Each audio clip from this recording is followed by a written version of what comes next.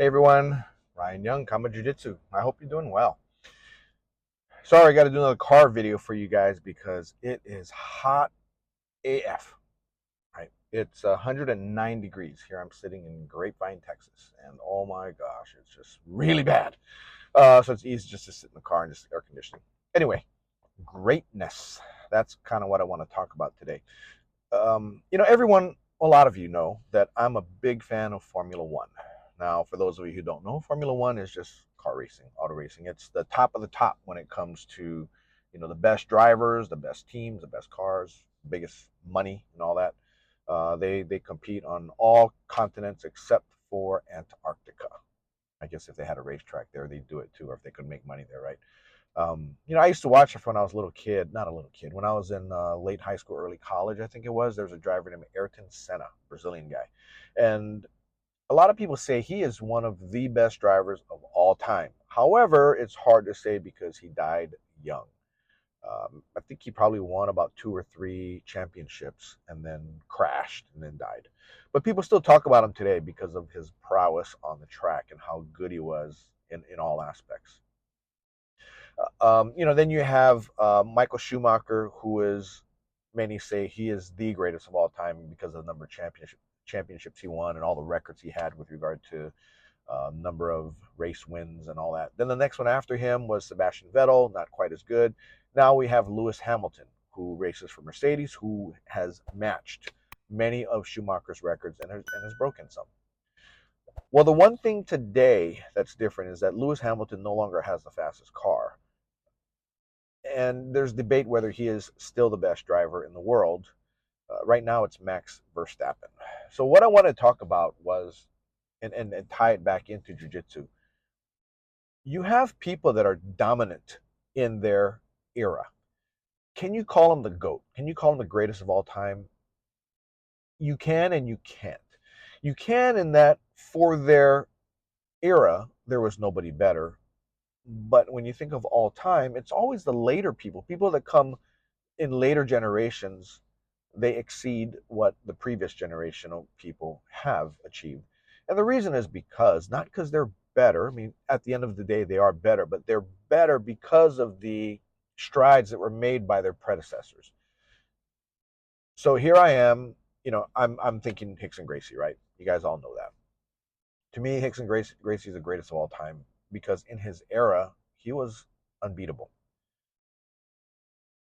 But it's not only because of him, but it's also the innovations that he has spawned in jiu-jitsu, which we do to this day here at KAATARO Jiu-Jitsu. And he was light years ahead of everybody, and he still is. Now we all know, or many of you do know, that Rickson recently came public that he has Parkinson's disease. He was diagnosed a couple of years ago. He's into his 60s now, and I have no idea what brought it about, but that's the cards that he was dealt. Um, greatest of all time in what he does, and now he's having to live with Parkinson's for the rest of his life. But that doesn't take away the greatness that he lived. Now with Formula One racing, the current champion, his name is Max Verstappen, and he is so good that he beats people by unheard of amounts. So let me explain to you. With Formula One, each team has 2 cars. They're identical, but they have 2 different drivers. Now, what separates one driver from the other is when they're in the same car, how fast can they go? And he has a teammate named Sergio Perez who also he has what everybody says is the greatest car. They all chalk it up to the greatest car, which is why Max is so good. I don't agree, because if it were just the car, then it would be a shootout on a daily basis between him and Perez, and it's not. I mean, when Sergio was winning for a while, Max came from 6th place, and he ends up beating Sergio, and then beats him by 24 seconds or something like that at the end of the race. And along the way, telling his crew chief, "Hey, why don't we make a pit stop to give the pit crew some practice?" Right? Because he's just bored. He wants to do something. He's winning by so much he can make a pit stop and still win the race. That's greatness to me, and that's dominance. Now, what are examples today in jiu-jitsu where you have dominance? Well, the obvious answer would be Gordon Ryan. Prior to him, there were multiple world championships, and multiple world champions. And all these guys are the greatest in their weight class, in their age class at the time. But here comes this Gordon Ryan who just transcends it all and just beats everybody. Kind of like the way Max Verstappen does. In fact, he is beating Lewis Hamilton, just destroys him. Lewis claims it's a car, but who knows? I mean, he works for the team that's worth the most money in Mercedes Benz. So they dominated for years, and why can't they give him a good car, right? So that's excuse. But Max, when you look at the technical ability, he's just better. Now, when you look at Gordon Ryan, when I look at Gordon Ryan, technically he's just better. Yes, he's big, he's strong, he's very athletic, and he admits to taking PEDs, but that doesn't take away the fact that technically there's nobody better than him. If he were 20 pounds lighter, he'd still beat everybody just the same, in my humble opinion. But what makes somebody great dominant, right? Because there are a lot of great people, right? There are a lot of great people on his team. And there are a lot of great people that are on other teams that train with him from time to time. And yet they're still not able to match him every time. You might have a guy who might break his foot, but he ended up losing in the end, right? It kind of makes me think of the time when Roger Gracie went up against Jacare. I don't know what his last name was. And Roger Gracie broke his arm. And it was in the absolute black belt championships, I don't know, maybe 15, 20 years ago. And broke his arm, right? And then let it go, right? It's like, oh, shoot, you know. He didn't have that killer instinct to where you tap, I let go. You don't tap, I don't let go.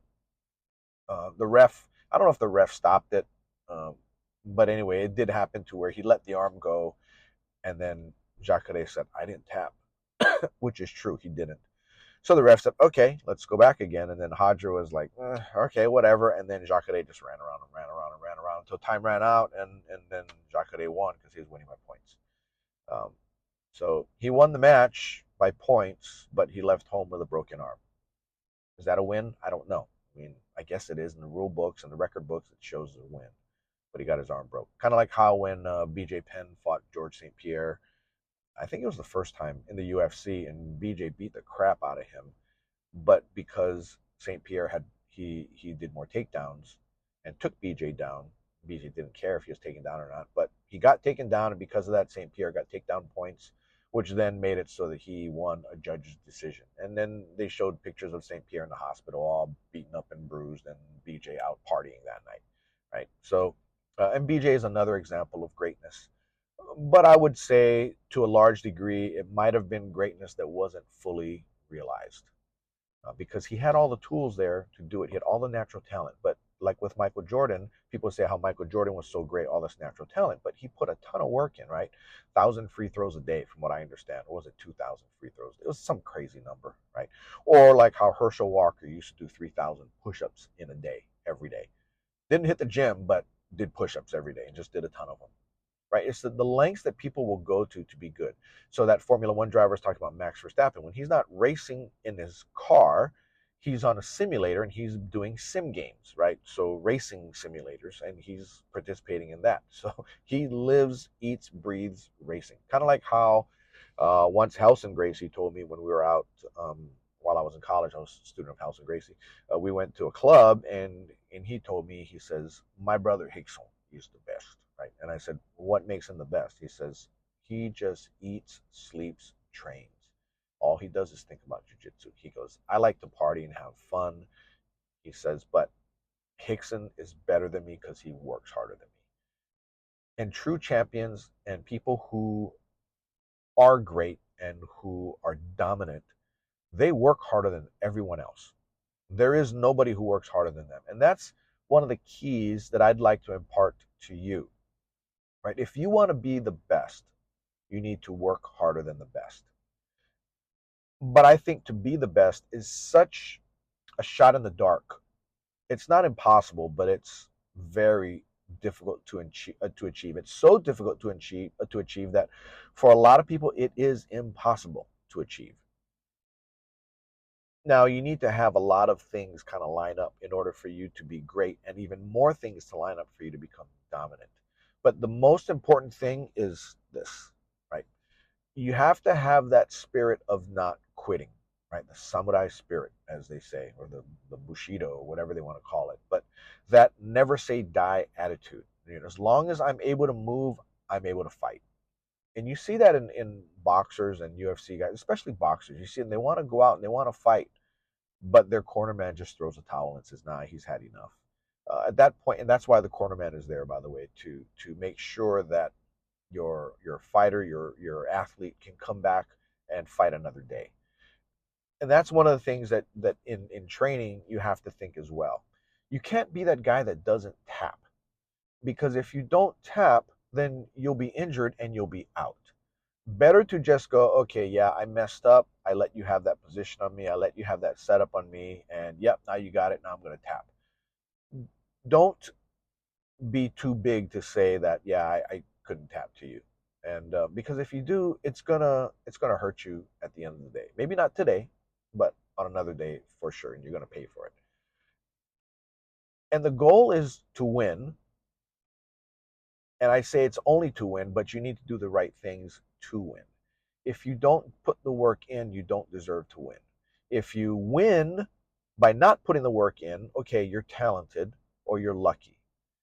But at some point, someone else will outwork you and they will take over your great, become greater, and perhaps become dominant. Right? I had a friend. I say had because we don't really keep in touch anymore. But he played high school football. He was a wide receiver, and he was the um, number one high school prospect for wide receiver in his high school year into college. And his contemporary, we all know him, Michael Irvin.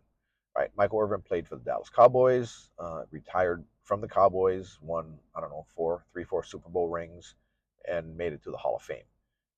Well, Michael Irvin was number two that year. Michael Irvin went to Miami. This friend of mine went to Notre Dame, and then and then I think they each won national championships. I'm not sure.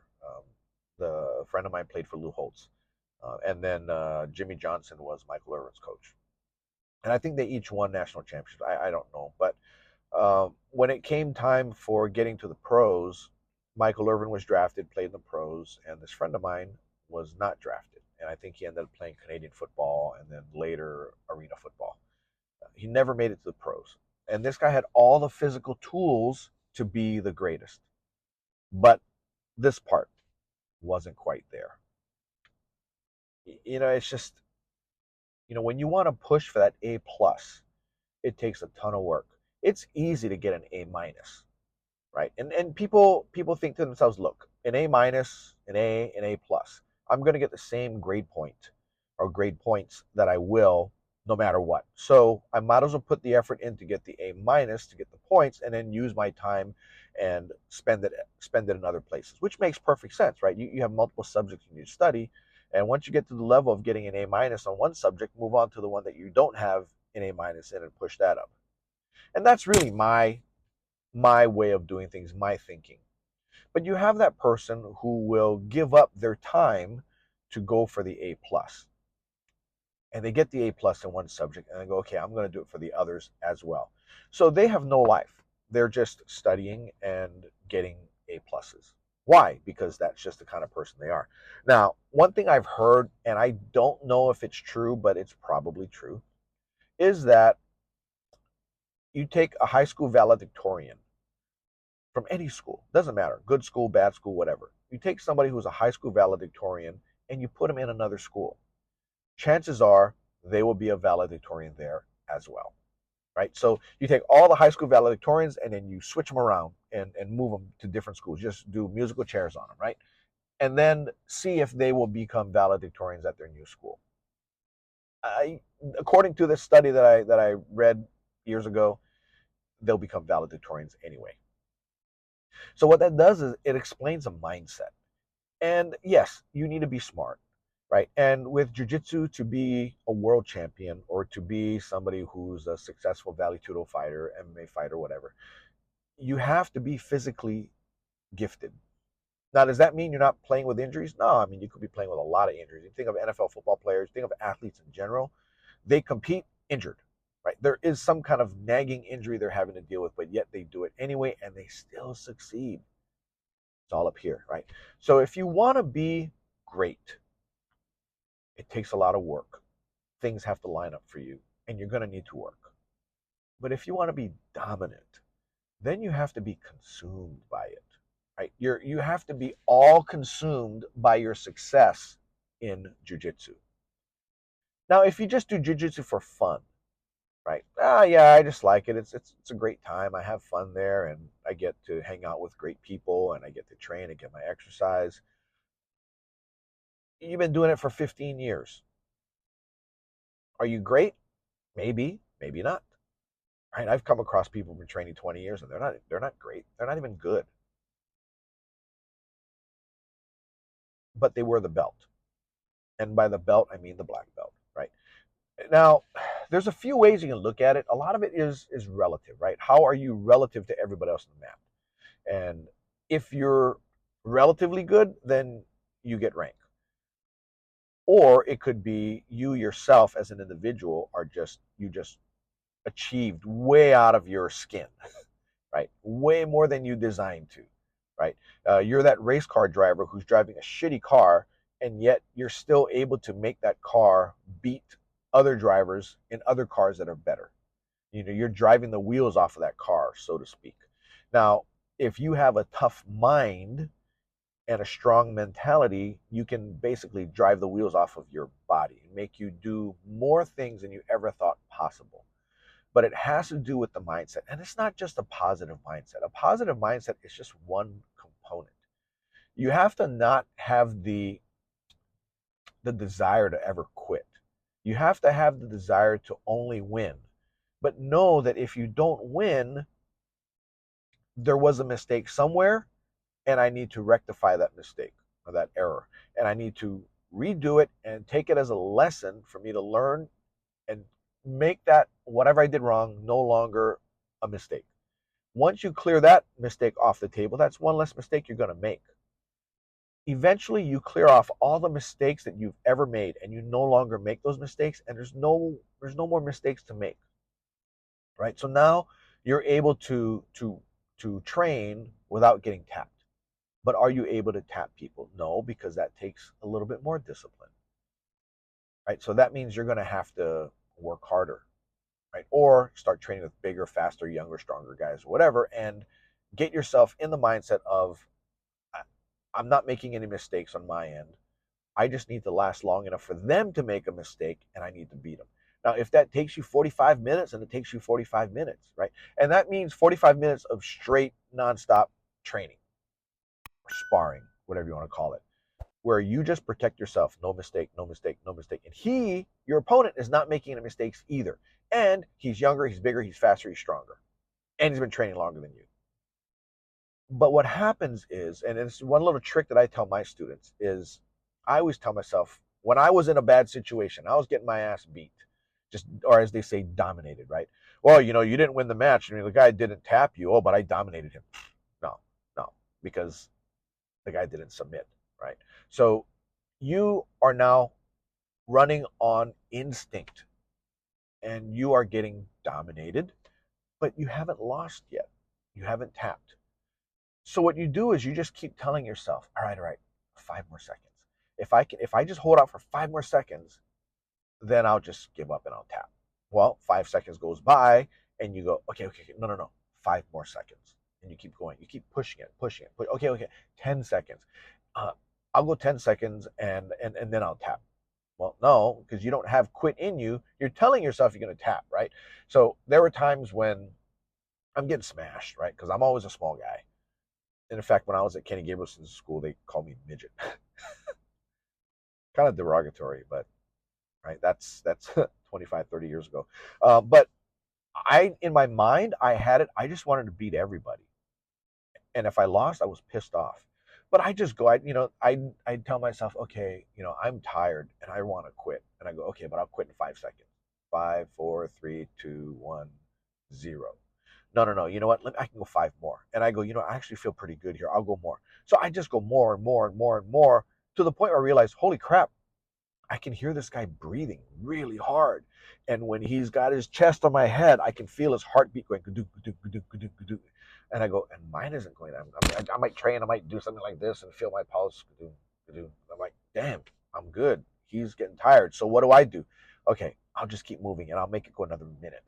Maybe in a minute, he'll be tired enough to where I can get up on top of him and I can get him. Oh, no, I look at the clock. No, that minute just passed. Dang it. Well, let me try another minute. And I'll go and eventually be, I can feel he's not as strong anymore. Oh, I can feel he's breathing even harder. His heart's going even faster. I can get him now. And that's when I test the waters and I turn it up. I start moving, moving, moving, moving, moving. And sometimes they go tit for tat with me and I go, well, I guess he's got a deeper gas tank than I thought. All right, let me hold off for another minute. But the point is that I don't quit. And if you do that, you find success because I learned a long time ago that it's all right here. Right? I didn't care. Right? Even my early days of jiu-jitsu, I remember getting punched in the face by this kid named Jesse, and he actually was a kid. He was a grown man. He was about 5, 6 years older than me. He had that, he's a little guy like me, but he had that man strength, as we say, right? And I just remember him punching me in the face and Helson yelling at me to clinch him, right? So I wouldn't get punched anymore. And I did, and I eventually took him down, and I eventually beat him. But in my mind, it was like, yeah, I'm not gonna tap to you, right? And in my mind, and I'm going to tap you, and I'm not going to stop until I tap you. And I think I've mentioned this story before, but he ended up quitting early on. He never made it to blue belt, whereas I did, and then I continued on.